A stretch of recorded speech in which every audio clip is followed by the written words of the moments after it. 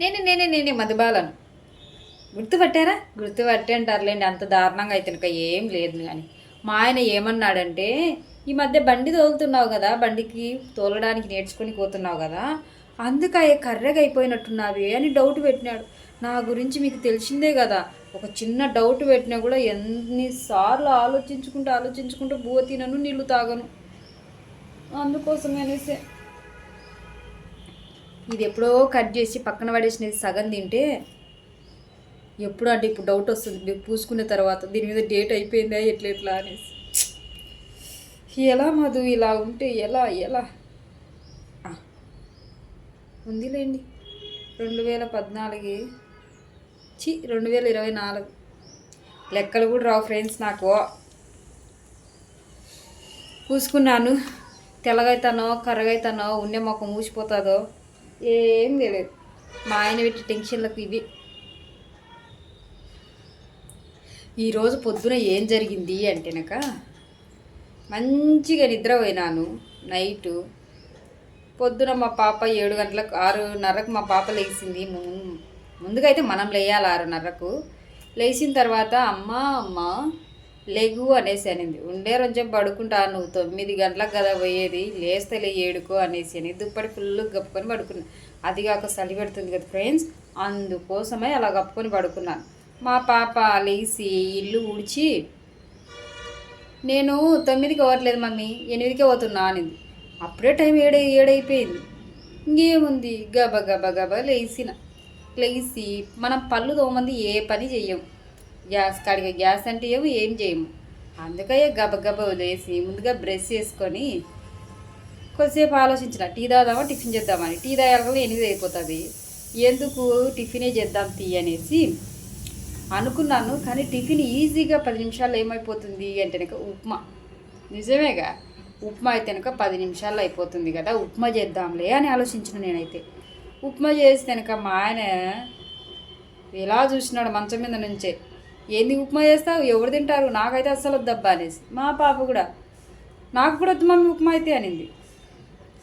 ఏం చేయాలా ఆ టైంలో, ఉప్మా అయితేనే తొందరగా అవుతుంది కదా అనేసి, ఏం లేదు నువ్వు పోయి బయట తినేసేయి బావా, నువ్వు మటుకు సేమియా ఉప్మా అయితే మర్యాద తిను అనేసి అన్న.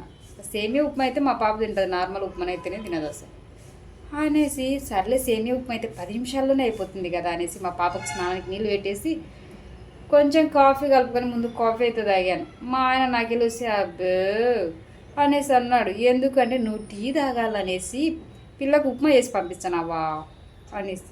అయినా టీ తాగకుండా నిద్ర మొత్తం ఎట్లా వదులుతుంది చూడండి ఫ్రెండ్స్.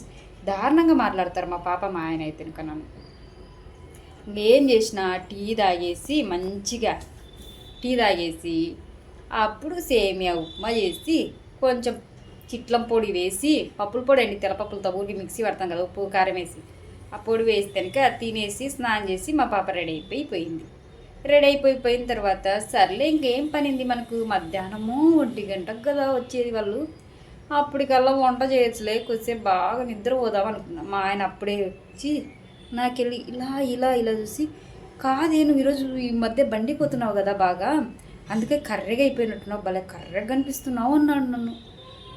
నిజమా బావా అనే శబ్దంలో పోయి చూసుకుంటే బాగానే ఉన్నానే, మామూలు కలరే, ఈయనెందుకు ఇట్లా ఉంటున్నాడు అనుకుంటే, లేదు కర్రెగా అయినా ఎంత తెల్లగా ఉంటివి అనేసి అన్నాడు.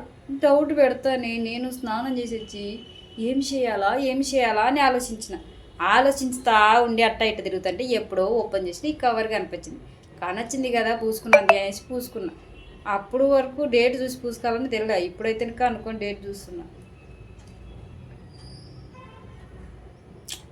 ఏం చేస్తాంలేండి, నా తెలివి తెల్లారినట్టే ఉంది, ఇట్టా చేస్తున్నా. ఇది ఆరనియండి, ఆరేంత వరకు వెయిట్ చేద్దాం.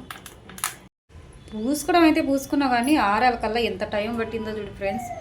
ఇది ఇట్టయితే ఆరదు అనేసి కిచెన్లో పోయి కిచెన్ అంతా శుభ్రం చేసినా కానీ ఇంకా ఆరలే. చూడండి కడుచుకుంటేనే ఎంత టైం తీసుకుంటుందో ఏమో.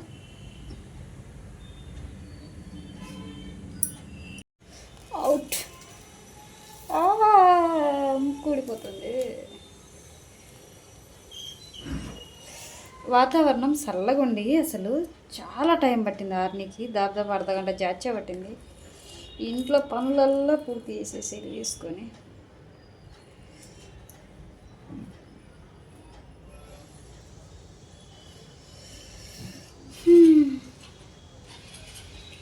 ఇది వేసుకుంటే తెల్లగా ఏం రాము, కానీ ఫేస్ మీద ఏమైనా డస్ట్ ఉంటే వెనక ఊడేస్తుంది అనుకుంటున్నా ఫ్రెండ్స్ నేనైతే.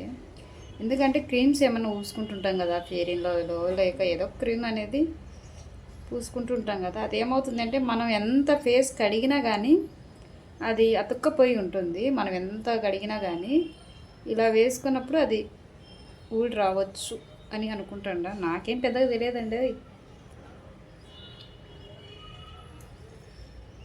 అవుట్. ఇప్పుడు మంచిగా రెడీ కావాలి.